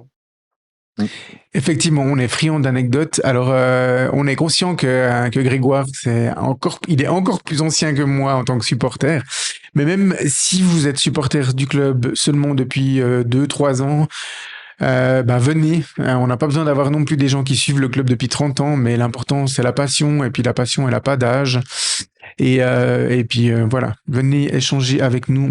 On est demandeurs de ça. Du coup, je sais pas si vous vouliez encore réagir aux souvenirs évoqués par Greg. Bon, moi, c'est bon, mais en tout cas, Non. c'était un vrai plaisir à écouter. Ouais, intéressant. Ouais, c'était un plaisir partagé. Voilà, du coup, on peut passer à la séquence suivante, histoire du club. Donc, Sam, notre père Castor, ce soir, tu voulais innover un peu. Je te passe, sans plus attendre, la parole. Ouais, alors j'ai changé un peu le concept. Je vais plus m'amuser à lire un long texte sur l'histoire du club. Je vais un peu changer, puis vous faire participer vous faire participer. Donc, du coup, j'ai préparé 5 petites questions. Et puis, ce sera à vous de deviner de quel joueur, parce qu'aujourd'hui, je vais parler d'anciens joueurs, de quel joueur il s'agit. Donc, l'idée, c'est que chacun votre tour, vous donnez un nom sur la question. Et puis, on verra à la fin s'il y a une bonne réponse ou une mauvaise. Donc, Ok, donc c'est un concept que les auditeurs peuvent aussi s'amuser à faire. vous pourrez faire le concept aussi via une story Ouais. à venir. Ouais. Alors. Ok, vous avez tous bien compris les consignes du coup. Oui, bien Oui. compris les consignes. Je promets pas d'être bon, mais j'ai compris en tout cas. Ouais, le but, c'est pas d'être bon, ça permet aussi d'apprendre Donc, pour ceux qui connaissent pas. je vous rappelle, enfin, on va jouer le jeu, on va éteindre nos navigateurs internet et autres, et on promet qu'on va pas faire de recherche entre temps. On va faire travailler notre mémoire. Ouh Du là coup. là. C'est ça. Alors, la première question, c'est quel joueur a déjà passé dans ces clubs? Wolverhampton, Celtic Glasgow et West Ham. Évidemment, il a joué chez nous. Alors, je vais- Oh. Pardon Wolverhampton, Celtic Glasgow et puis West Ham. West Ham. Evans, Ou alors, hein? Don Evans. Moi, je dirais Don Givens aussi, Ouais, ouais. c'est le seul truc que j'aurais pu dire moi perso aussi. Mais non, c'était Henri Camara. Oui, mais il a passé après. Ouais, voilà. Ouais. Oui, effectivement, Henri Camara. Mais en plus, il est probablement pas passé par Glasgow. En plus, Don Givens, il est irlandais. Je sais pas. Non, en plus, non. Non. Ouais, c'est à une époque où ça jouait pas trop en Écosse, les Irlandais, ouais. La seconde question, quel joueur est venu de Al Ahly, a été revendu une année plus tard à Al Nassr pour à peu près 700 000 francs? C'est un joueur saoudien. Oui, Saoudien. ouais, celui qui lui, avait- c'est. Comment il s'appelle Ah, C'était le latéral gauche, là. non, ça va venir, ça va venir. C'était à l'époque Bernasconi, si je me trompe pas. Soleimani, non. Ouais, c'est ça. Soleimani, hein, ouais. Saïd Ah, Soleimani. bien Ouais. vu. Ouais, Soleimani. Bah ouais, lui, c'était un. C'est l'époque où les joueurs venaient de la péninsule arabique chez nous. Ouais, voilà. C'était pas l'inverse, c'était une autre époque. Et puis c'est vrai que lui, il a débarqué. On sait pas trop qui était son agent, comment il est arrivé à Neuchâtel. Il a joué qu'une saison chez nous, il est reparti, mais moi, il m'a laissé plutôt des bons souvenirs en fait. Ouais, mais je crois qu'il a joué 13 matchs ou 14 matchs, hein, pas plus. Ouais. Donc ouais, mais même ça, enfin, je trouvais ouais, c'était un bon Il joueur. était pas J'ai mauvais. regretté qu'il soit parti. Je me suis dit bah tiens, il s'est peut-être pas acclimaté à l'Europe et voilà. Mais d'un point de vue sportif, j'avais été plutôt content. Il a déjà pas mal d'expérience comme joueur, c'était intéressant, hein, c'était intéressant. Mais effectivement, moi je pense aussi, comme tu dis, je pense qu'il n'avait pas dû s'acclimater, peut-être pas ni au climat neuchâtelois. C'est un peu Peut-être que jouer différent. sous moins 15 degrés, ça lui a pas. C'est ça. Ouais, bah s'il est arrivé en toute fin de mercato, le temps de se mettre, il a commencé à jouer au mois de novembre, au mois de janvier, c'est bon, c'était fini, il avait plus Il est envie. parti d'Arabie Saoudite, il faisait 40 degrés, il arrive à Genève, à l'aéroport, il faisait moins 15. Il a dû se dire Puis dans après, quelle il merde allait je me s'échauffer trouvais. aux fourches sous moins 18. Ouais, bien sûr. Alors, la Ouais. troisième question, c'est un avant-centre italo-brésilien. Il arrive du FC Holton en 2008-2009. Il jouera 13 matchs avant de partir au LS. Qui est-ce? Ouh. On va partir au LS. Ouais. Quelle année tu dis? 8. Saison 2008-2009. D'ailleurs, il avait marqué un super but en Coupe Suisse contre Young Boys à Berne. Oh, un avant-centre italo-brésilien. Et il était arrivé du FC Holton, ça avait surpris assez pas mal de monde. Ouais, Magenta, je dirais non. Ederson, non. Non, c'est pas lui. Non, Benfica. Je l'ai pas. il l'avait pas. Je l'ai pas non plus. T'as pas sorti les plus simples, hein. Ah, mais c'était le but. Merenda, peut-être, non. Non. Attends, ça va. Ah, Il est parti au LS ensuite. En fait, on l'a prêté au LS la saison d'après, et puis après, il était parti définitivement au LS. Totti? Tosi, ouais, Rodrigo Tosi. Ah oui, Voilà. Tosi. Oh là là. Du FC Holton. Je me souvenais même plus qu'il avait débarqué de là, lui. C'est juste, il était, c'était le Campos de l'époque, en fait. C'est un peu Ouais. ça. Il était un peu plus âgé qu'Angelo Campos, mais il avait tout cassé. Je sais même plus en quelle ligue évolue Holton. Et puis on l'avait recruté. Et puis ouais, il était gaucher si je me trompe pas, Tosi. Hein. Ouais. Il était parti de Grèce pour venir à Houghton, je sais pas pour quelle raison. Il avait pris le train, il s'était arrêté à Holton comme ça. C'est ça. Ouais. Ouais, c'était, je sais pas Michael et Alex, je vous demande pas quel souvenir vous en avez, mais Voilà. Greg, t'as gardé quel souvenir de Tosi? Bah, très peu, en fait. Je sais pas comment j'ai réussi à ressortir ce nom, mais très peu de souvenirs de Todzi, en fait, je peux avouer. Ouais, qu'il Ouais, a pas moi forcément j'en ai marqué le club. quelques-uns. Ouais, il a pas forcément marqué le club, c'est pour ça que tu l'as choisi dans un quiz. Mais Exactement. ouais, c'est la trajectoire qui était un peu bizarre. Effectivement, il vient d'Holton, on le prête à Lausanne, ensuite il part définitivement. Mais ouais, Alors, il est ok, joli celui-là, par contre. ouais, c'est clair. La quatrième, c'est un joueur qui a joué dans l'académie de Manchester United. Il a joué à Birmingham et à Sheffield United. Aujourd'hui, il a 74 ans. Ouais, bon. Oh là. En fait, 74 ans. c'est Ouais. même pas mes souvenirs que je dois faire revenir parce que j'étais pas né, quoi. Donc, Ouf. Ça veut dire que oh là T'as là. dit quoi, l'Académie de United et Après, il a joué à Birmingham et aussi à Sheffield United. attends, mais il y a... voilà, c'est Don Givens. Exactement. C'est Ah, un du coup, c'est vraiment Don lui, là, Givens. ouais. Ok. Là, c'est Don Givens. Il Ouais, avait du aussi coup, on est comme joué dans le sketch des inconnus où il dit Stéphanie de Monaco, on dit Don Givens à chaque réponse. Voilà, c'est ça. Puis une fois, ça tombera juste. Passer à Al Nassr, c'est Don Givens. Ouais, bon, Don Givens, il y a tellement à dire sur lui, on pourra lui consacrer une rubrique joueur de légende. Hein. Ouais, je pense. clairement. Ouais. Lui aussi, il aurait sa place très haut dans les meilleurs étrangers passés par Ça, c'est Neuchâtel. sûr. Ouais. Hmm. Tout comme Fausto. Fils à Tout comme Fakinetti Fausto. qui m'a Comme Fausto. préféré, Don Givens. Qu'est-ce que tu dis? Moi-même, c'est le fils à Gilbert Fakinetti qui avait repéré ce joueur. Ouais, Et qui avait c'est dit fort possible, ouais. qu'il fallait absolument qu'il signe avec Xamax.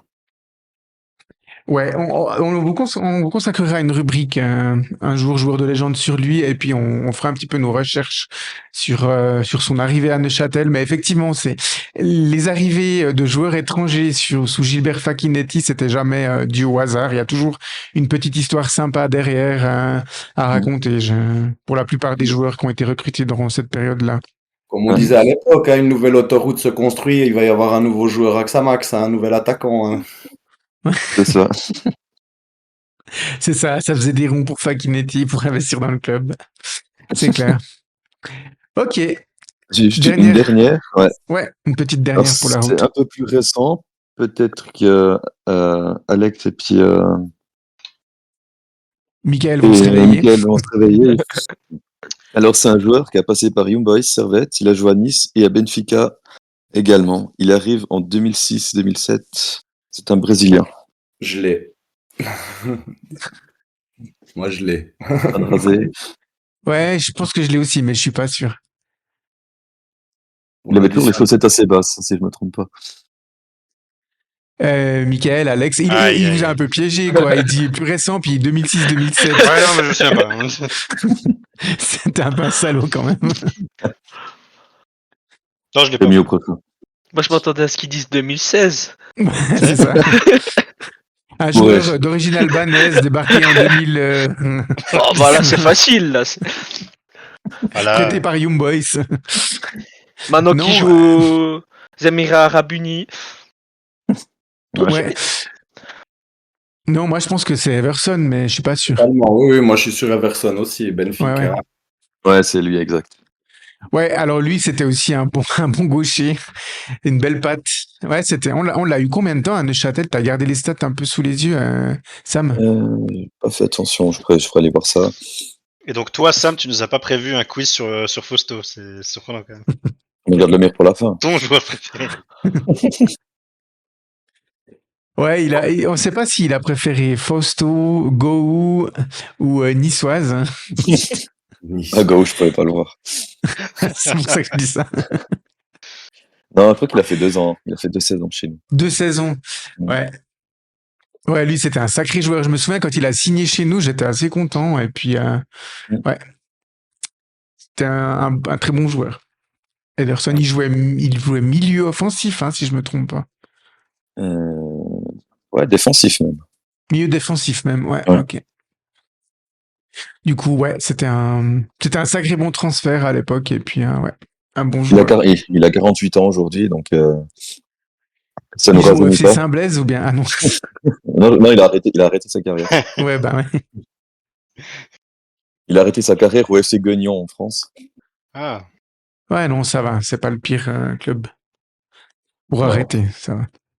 Ah, il a arrêté en 2010, hein, quand même. bah, Ça c'est fait quoi? C'est quand un ils bon moment. étaient. Ouais, je sais plus quand ils étaient. Parce que Guignon a eu une petite épopée. Ouais. Ouais, mais ça fait Alors, chers longtemps. auditeurs, si vous avez eu 5 sur 5 avant, vous avez trouvé tous les joueurs avant que vos animateurs ou Sam donne la réponse, n'hésitez pas à vous manifester en commentant sur Spotify ou sur nos réseaux. Dites-nous si c'était trop facile et puis vous voulez que la prochaine fois Sam fasse un petit peu plus dur. Dites-nous si c'était au Faut contraire qu'ils sortent des joueurs des années 50, beaucoup trop éventuellement. dur. Ouais, c'est ça. Des joueurs du FC Communal, du FC Alors, Cotonal. je sais que dans les statistiques, notre moyenne d'âge se situe plutôt autour des 35-45 ans, donc il y a des chances que la plupart de nos auditeurs nous ont répondu juste.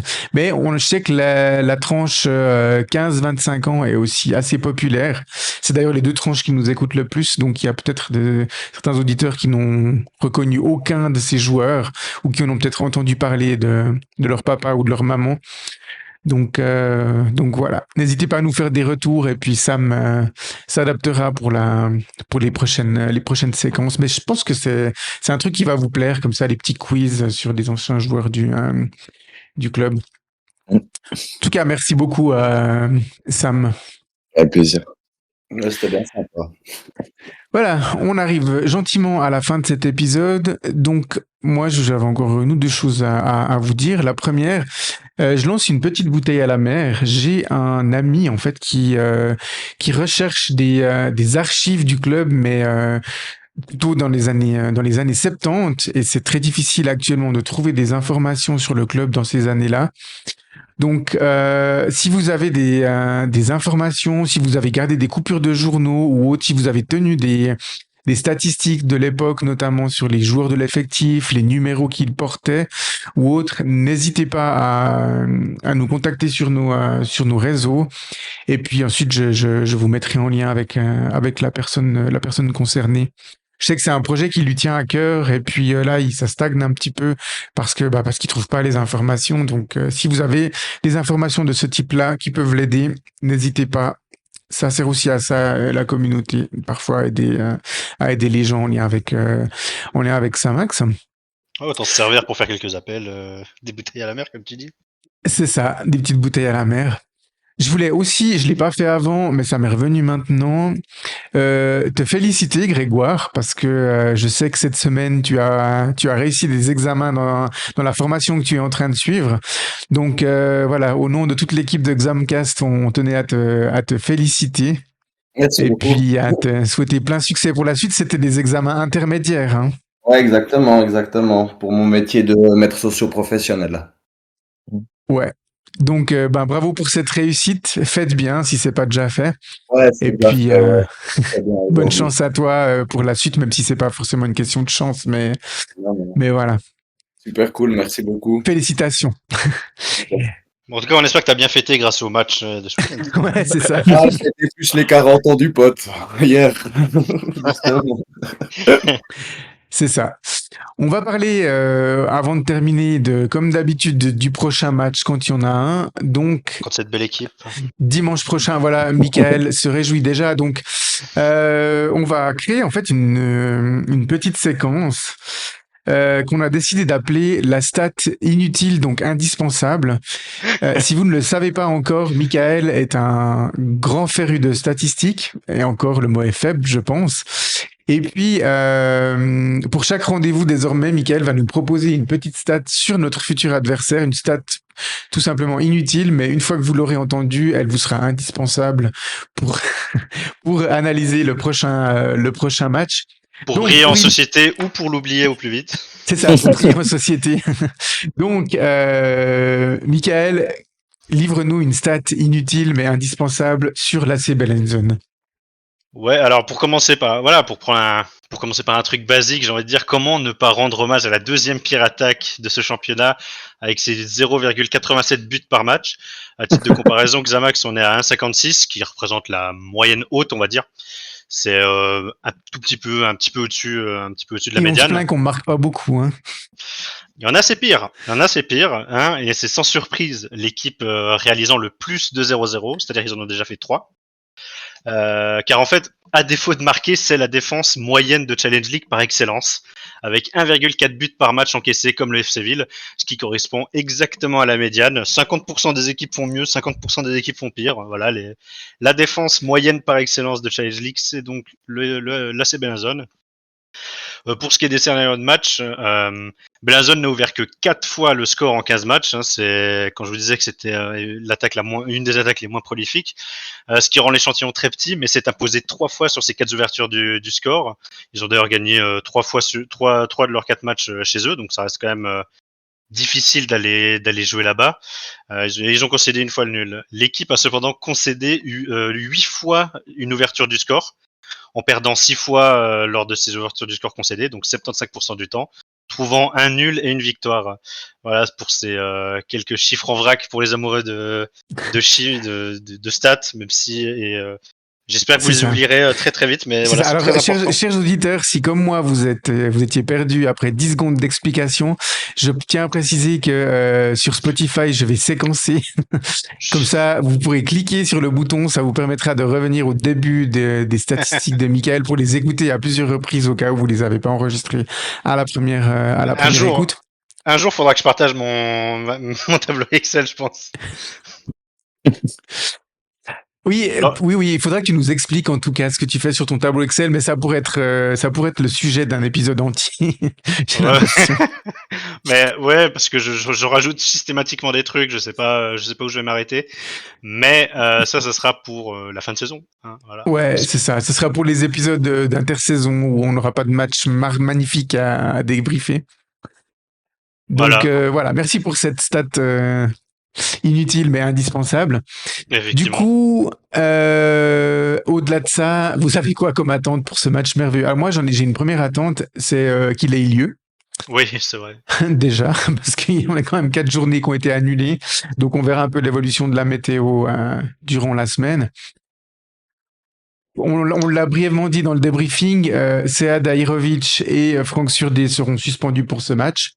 On verra qui sera de retour pour ce duel, mais on pense déjà que Uli Forte devra un peu bricoler dans la composition. Et puis, moi, je m'attends pas à énormément de choses. Si on arrive à revenir avec au moins un point, bah, je serai content.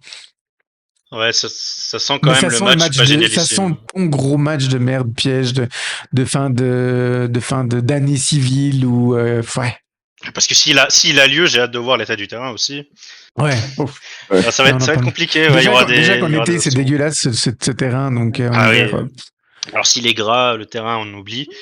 Ouais, c'est vrai que ce match a tout du bourbier. C'est difficile de savoir quoi attendre vraiment de ce match. En plus, on a des absences. C'est une équipe qui, mine de rien, même si elle est pas top, a déjà plus gagné que nous à domicile. Donc ils sont déjà un petit peu plus solides lorsqu'ils jouent chez eux. Ce qui est normal en fait, c'est vraiment pas génial et pas un cadeau d'aller jouer là-bas. J'avoue que je sais pas trop. C'est vrai que conserver la série d'invincibilité, même si c'est encore un nul, ce serait pas dramatique. Enfin, ce serait déjà pas trop mal. Et on s'en plaindrait pas. Mais ouais, c'est vrai que ce serait bien d'avoir peut-être une dernière victoire, même si j'espère surtout que la dernière victoire du tour, on nous la réserve pour Haro, parce que encore une fois, j'en parlais la semaine dernière, ces matchs à domicile où on produit systématiquement des matchs compliqués. Derrière nous, on est tous des fidèles qui allons à tous les matchs, mais on peut pas s'étonner que de moins en moins de gens y vont, quoi. C'est vrai que le spectacle commence à être un peu compliqué à regarder. Donc ouais, on n'a pas discuté encore à l'interne. Est-ce qu'on va envoyer un des membres de Xamcast à Bellinzone pour couvrir le match, de manière à nous faire un débriefing complet, pas seulement du match, mais aussi de l'ambiance. Mais je crois que personne ne s'est porté volontaire pour ce déplacement. C'est toujours le cas. Non, Toujours je le crois cas. pas. C'est toujours le cas. Toi, un voyage tout frais payé à Bellinzone, non, ça vous... Ok, bon, j'ai pas beaucoup de succès. Moi, je pourrais pas y aller non plus. Donc, on se contentera de regarder le match bien au chaud chez nous dimanche prochain à 14h15, si je me trompe pas. Hein. Exactement, ouais, 14h15. C'est les horaires de Challenge League du dimanche. Ouais, Alex, Greg, vous avez des attentes par rapport à ce match? Déjà de pas le perdre. Ouais, ça c'est une mentalité de gagnant, j'aime. On aime, on Déjà aime. On- déjà ça fait un épisode qu'il est là, il est déjà un peu désespéré. Il Comme s'imprègne nous. de l'esprit, c'est bien. Non, mais, non, mais c'est ça, c'est comme vous avez bien résumé, hein, on a beaucoup d'absences, plus de justesse technique pour ce match, ce serait déjà agréable, mais puis vraiment pas perdre ce match, quoi, vraiment, c'est ça, et puis rester sur cette série, même si ça soit un nul, l'idéal ce serait de le gagner, c'est clair, même si c'est très moche à voir, mais j'arrive Donc, pas à... mets une virgule là au milieu, parce que sinon on pourrait croire que de gagner c'est moche. Mais tu Ouais, dis mais une bien victoire sûr, même moche en fait. Tu même prends. moche, ouais, pardon, ouais, mais c'est pas Non, non, évident, je mais sais on pas. est allergique à la victoire, nous, ici. Hein. Ouais, Alex, des attentes particulières, magiques sur ce match. Bah, pour moi, c'est de limiter la casse avant la trêve, quoi. C'est Encore une tout. mentalité. Encore une mentalité. On part avec 18 joueurs valides, on revient avec 18 joueurs valides, on s'en fout du résultat. C'est bon.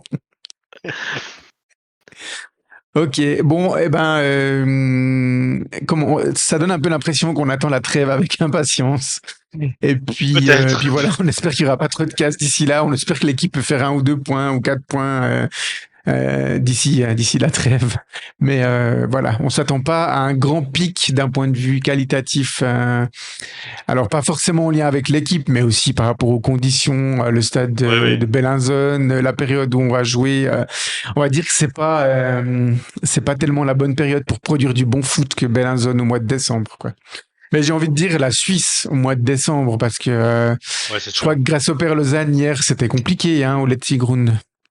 Ça très devait. Bon, ça a été compliqué, ouais. d'autant plus compliqué pour Lausanne, mais. Ouais, surtout pour Lausanne. Mais oui, Mais bah, bien sûr, c'est comme ça. Et puis, ben, dans des conditions encore plus compliquées parce que le terrain est déjà pas génial de base, ben. Ouais, c'est vrai que Bellinzone, même les équipes qui jouent bien, ils vont en serrant les dents surtout. Hein, faut bien se le dire. ouais, et puis il faut voir aussi quand est-ce que les 4 autres matchs de la journée vont être programmés parce que bah là par exemple en Super League, Saint-Gall-Yverdon il sera C'est rejoué mercredi. mercredi.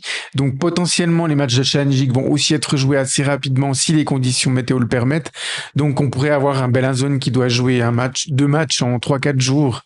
Donc bon ça change aussi un peu la donne. Il devait jouer à Thun lors de cette journée.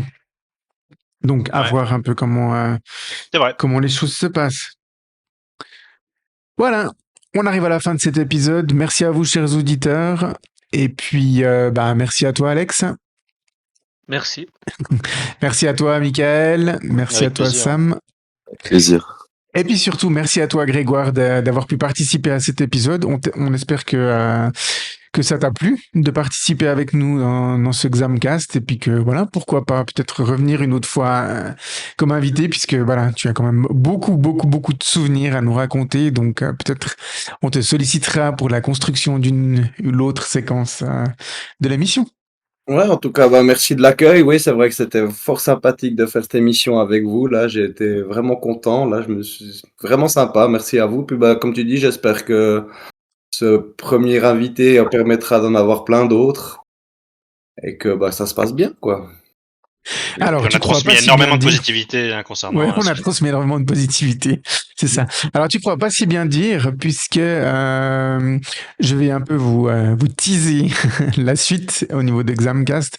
Donc, l'épisode 11, qui sera diffusé la semaine prochaine, contiendra principalement un débriefing du match de Bellinzone. L'épisode 12, une semaine après, aura aussi le débriefing du match contre Arrow. Et puis, on vous prépare une petite surprise pour l'épisode 13. Il y aura un épisode 13 après la fin de ce deuxième tour, de ce deuxième tour. Et dans cet épisode 13, on fera évidemment un débriefing complet des 2 premiers tours de l'équipe. On verra à ce moment-là où on en est au classement. Et puis, nous recevrons à cette occasion un invité spécial en lien avec le club. Je vous en dis pas plus. On vous dévoilera son identité la semaine prochaine lors de l'épisode 11, ce qui vous permettra ensuite de nous poser à nous des questions que nous lui reposerons ensuite à lui lors de l'épisode 13. Voilà, donc si vous avez des idées sur qui serait notre invité, envoyez-nous des messages volontiers, on se réjouit de voir si vous êtes créatifs, si vous avez trouvé la personne qui serait notre invité lors de cet épisode 13. Et puis lui, je sais qu'il nous écoute, donc on le salue.